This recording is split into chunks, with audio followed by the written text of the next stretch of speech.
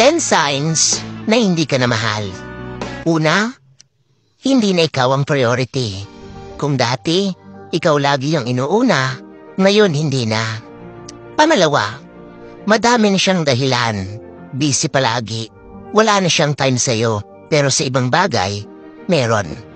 Pangatlo, minsan, hindi na niya sinasagot ang mga tawag at text mo at napaka-iksi na rin ang mga reply sa'yo. Pang-apat, tuwing kakausapin mo siya, parang laging galit or minsan wala siyang gana.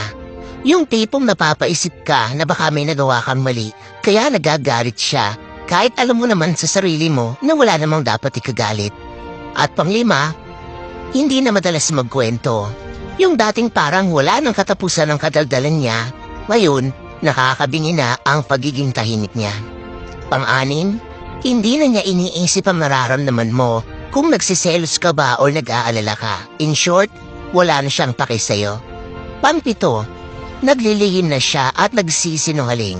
Marami na rin siyang mga bagay na ginagawa na hindi mo na nalalaman o hindi na ikinapaalam sa'yo. At pang-walo, hindi na siya nag-a-update. Yung tipong nagmumukha ka ng tanga kakaantay sa kanya, wala man lang paramdam. At pang-siyam, mga effort mo na dati, kilig na kilig siya, ngayon parang wala na lang. At panghuli, madalas na kayong mag-away.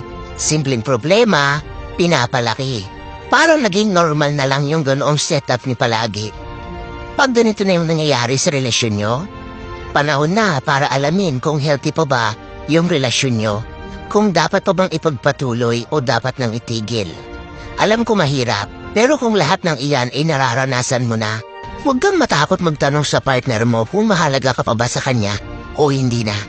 Sa ganitong paraan, maagapan mo yung sarili mo na masaktan pa ng sobra.